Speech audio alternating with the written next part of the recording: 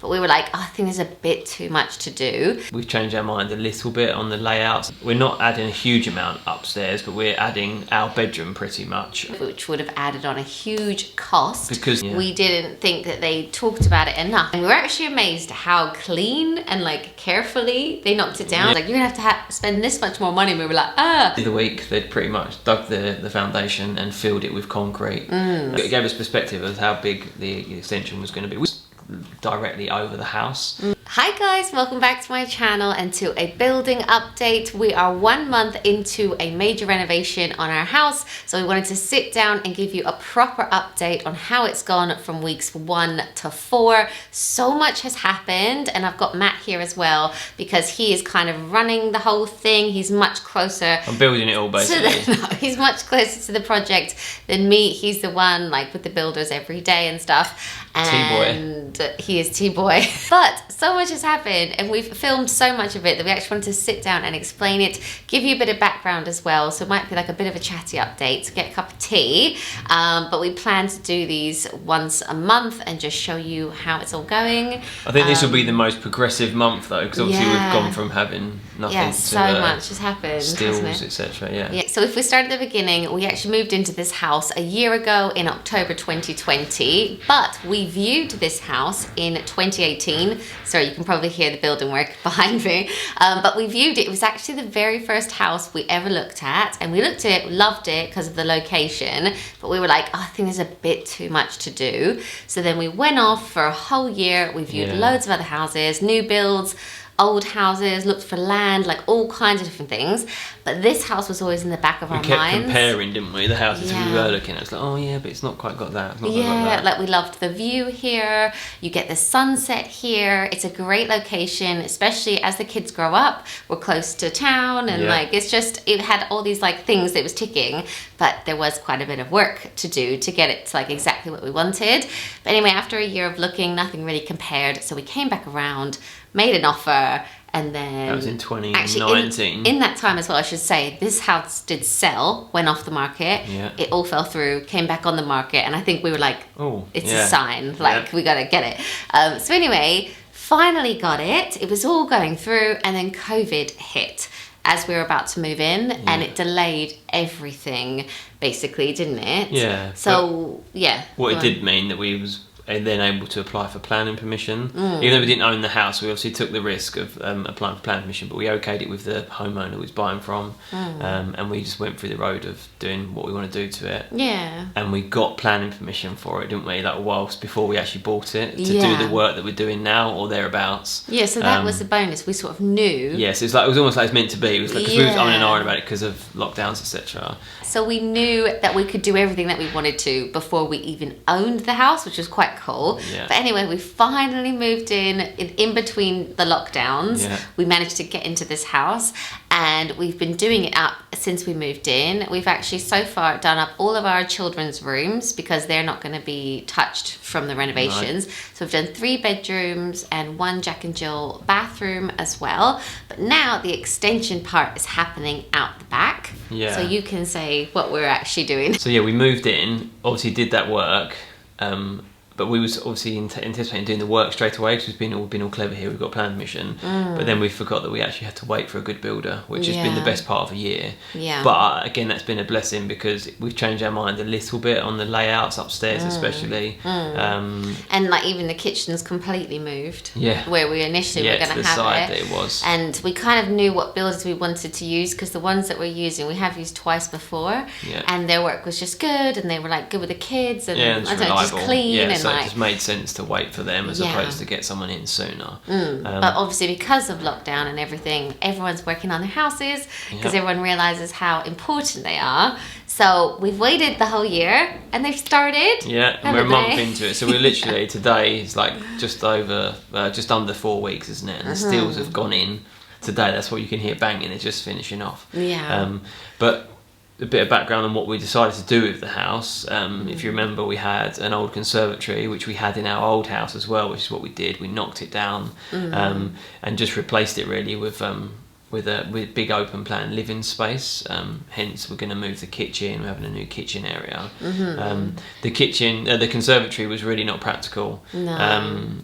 it looks the part. The lighting was really good. Obviously, that was one benefit of it. But out of the 12 months we lived here, we probably used it for 2 or 3 months of the year, which just isn't practical. We should also mention that we set up a home Instagram account to document the whole project, and we're doing weekly building updates over there as well. So definitely follow that if you're into this or you're currently going through a project yourself. But should we give a bit of history about this house or not? Is that boring? Yeah, it is boring, but we're going to tell you anyway. It's mock Tudor, like the look of the house. I think it's actually like about 70, 80 years old, the house. It originally was a bungalow of some sort, but there's been quite a few renovations on it over the years. Like to the side. Yeah, to the side, and they built into a garage, and they've built above that. So if you have been following us, you'll see that like we dealt with, like Caleb has like quite a narrow room, but we made open plan by taking out an ensuite in his room.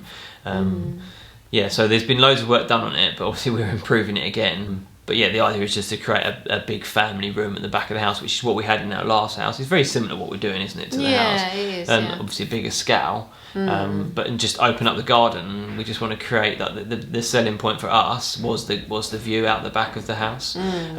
So by putting in some big sliding doors, we're gonna obviously have that view on display all the time.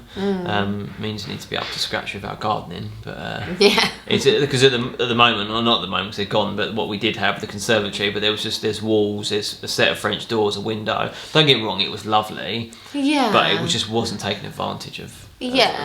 Yeah, I think you could have moved into this house and just lived here and loved it, but there was a few things that didn't suit us, like the kitchen was right in the middle of the house, and because I do YouTube videos, it was very dark for filming, and there were just so many different rooms, whereas we're a family of 5, kind of all want to be together, so that's kind of what we're creating. Yeah, and it's a bit too bitty, wasn't it? Do you know what I mean? It's just nice, like, it's crazy that 34 years ago, people didn't have open plan living, whereas now it's like it's all people seem to be looking to do. And okay, so our design, obviously we've said we've removed the conservatory. We're actually widening the house just in the back area, just to make way for a new kitchen and a walk-in pantry, which is Emily's obviously really pleased about.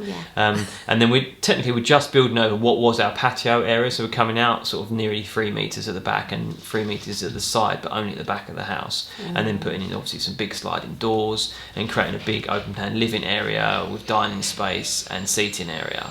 And then above that, we're not adding a huge amount upstairs, but we're adding our bedroom pretty much on top of what was the old conservatory, and that's going to be like a nice room as well, isn't it? We're going to have doors that open out onto a small balcony as well. Lots of glass, so again, because our room's at the back of the house, we take in the view. We're really trying to make the most of the view. Like, even when we viewed this house, we didn't think that they talked about it enough. They didn't market it well enough. They didn't market. We were like, oh my god, this is such a selling point, and the fact that you get the sunset is just beautiful. So we were like, right, massive glass doors, balcony, like, make the most of that. So that is the dream, but then this is the reality. So we're going to start out with how week 1 went. Our builders moved super fast. In the first day, they managed to take down the conservatory. We've got some footage of that. We did a little time lapse, and we were actually amazed how clean and like carefully they knocked it down. Like, they didn't get some like wrecking ball. They just took it apart piece by piece. But then within the first day, that was gone. And then their aim for the first week was to dig the foundations and to fill it with concrete. But on day 1 or 2, the building inspector came round, had a look at the holes for the foundation, and said that he thought we were actually going to have to dig twice as deep as we thought we would, which would have added on a huge cost. Because there was oak trees in the neighbours' gardens on both sides. And it's huge. Yeah, and it was to do with the roots, so I don't know too much about this, but from what I've read online, it depends what is underground, whether it's clay or the soil or sand. But luckily, they dug a deep hole basically on day 3, I think it was. The building inspector came round, they look in the hole, and you could see that it was all sand below the ground, which was good news, because from what I read, it's something to do with the water can basically drain through the sand a lot easier to do the particles, so that it doesn't feed the water to any roots that maybe have come from that tree, so that the roots don't grow under the build. Oh, right. There you go. Yeah. It might not be true. Someone's probably tell me in the comments, but No, but it was like in the first like couple of days, it was like, you're gonna have to spend this much more money. And we were like, and then it was like, no, you actually don't. So it was like a bit up and down. yeah, it was wasn't obviously it? from bad news to kind of good news. Yeah. But then they say that's the most expensive bit as well, is getting out of the ground. Yeah. So that's yeah, what- that was it. They kept talking about getting out of the ground. Yeah, because we piled our last house, which was really expensive just to get a foundation for the house. So Yeah. by the end of the week, they'd pretty much dug the foundation and filled it with concrete, and they'd even laid some of the initial bricks. below ground bricks, hadn't they, to get it up to DPC. Oh my gosh, she knows all the lingo. And But there was a lot of people on site, like when they were putting the concrete in, it was quite messy and there was loads of people. And then I was thinking, oh my God, should we have got a puppy when we did get a puppy? Yeah. But luckily we've got a bit She of an area survived. outside and we were obviously taking her for walks and everything, so she's fine. Then in week two, it was to get it up, the building work up to DPC, which is damp proof course. Is that what I just said? obviously. Yeah, you know. Pretty much the level of where the house is going to be out the back. So they obviously filled it with hardcore. They built up some like breeze box, some walls, and then they filled it with hardcore, and then they filled that with concrete to get it up to that level. And then they actually started building some of the walls of the house. And by the end of the week, we even had like half of the window frame for the kitchen window. Yeah, which was so exciting because all of a sudden we had this like smooth concrete base, and we just couldn't believe how big a space it was. You said we were adding like 3 meters. Yeah, realistically, we're just going 3 meters to the side of the conservatory. Obviously, the conservatory was going, and then 3 meters out from the house over the patio area that we had. So we, on the floor plan, we weren't adding a huge amount to the house. But when you're in that space, which is what we was aiming for, and when it's all open, Yeah. you can see how it's going to be like this big, beautiful kitchen. and living space for the family. Yeah, and up until week 2, I don't think we really felt like we were living too much on a building site because we still had our complete house like usable. Okay, yeah. So week 3 was basically the bricklayers building the shell of the side walls of the house and the back wall, but we did hit a bit of a blip. No one was really to blame, but it was a lot of conversations between the architect, the builders, and the window installers. So we have myself and the architect came up with a design of having a pocket wall for our sliding doors to go into. So the idea is you can't see, when they're all open, you just can't see the glass at all, as opposed to having them all collect in one place. We just thought it'd be a really cool feature. We hadn't actually thought it too much through about how they get the glass in the building in the first place and how it's installed. So the pocket wall was causing a little bit of a problem. A little bit of a problem, but because we were like, it's a really cool design, but then the builder was like, well, we've got to try and build this. Yeah, it's all well and good you coming up with this great design, but someone's got to build it. And it's like, didn't think of that. Yeah, but we had our heart set on this pocket wall, but we made a compromise. So basically, we've lost about 40 centimeters in width of the sliding doors, which in the grand scheme of it, is 6.5 meters wide. It's the glass doors problems, are really are massive. And when he sort of marked it out for us, he was like, "This is where they were going to be. This is where they're going to be now." We were like, "It's fine. It's fine." So that was the compromise, and like, we didn't lose sleep over it, but I was sort of thinking, "Oh wow, like it's come to this." Stressed. But you soon get it's over all yourself. worked out. So that was pretty much week 3. Yeah. And it was crazy because literally we had the walls. Obviously, there's loads of space for glass. So like obviously there was nothing there, but everywhere else we had these walls up there or thereabouts. And I think they was also preparing themselves for week 4, which is this week, because they keep talking about these stills going in. There was going to be cranes, etc. So week 4, like I said, it was pretty much about getting the stills in, which is what the builders have been saying from the start, that they'd be getting them in around now. The past 2 weeks, there's been backwards and forwards of scaffolding coming in, kind of preparing for us, isn't there? And so they can build the roof on the first level. So today. Yesterday we had the stills turn up, delivered, put on the drive, massive. and we were just like, that was sort of made us realise the scale. And the builders have kept saying about how big one of the stills was. These steels are huge. So we obviously had them sat on our drive, and then today they then bring in a crane to lift the stills directly over the house, and you sort of see that on building sites, and you sort of think, oh yeah, it's like they're building a block of flats or something like that. It's like, wow. But it was massive. Which we had steels in our last house, but we lived on a corner plot as well, so they didn't. They literally just took out some fence panels, and they could just put. I mean, the steel had a very small crane, obviously, but this was like obviously to get over our house. It was quite stressful for them. It's fascinating for us to watch. Yeah, like they had walkie-talkies, and they were talking with the person in the truck, and then obviously the person with the steels. Yeah. And trying to like maneuver them in. But they'd started the week by But you punching. could feel the tension. Yeah. Couldn't you? Yeah. Like when they were actually doing it, it was obviously such a massive thing. Yeah. You get it in the right place, and it doesn't fall and all that stuff. And it doesn't smash our house up on the way over. No. But they've already, because the start of the week we actually had to move out of the back of the house. Yeah, and to get ready for this. Yeah, and the 2 bedrooms at the back of the house, because they were poking holes, basically punching holes in the ceiling of the back room and then in the 2 of the bedrooms above to put something called acros, which is obviously holding the house up whilst they put the steels in. And even today, I've got it, hopefully you watch it now, but the builder, he's moving the steel into place, and the steel slightly touches, because it was such a tight space they had to manoeuvre into, slightly touches one of the acros that is holding the house up. And I said to him, what would have happened if that had knocked it out?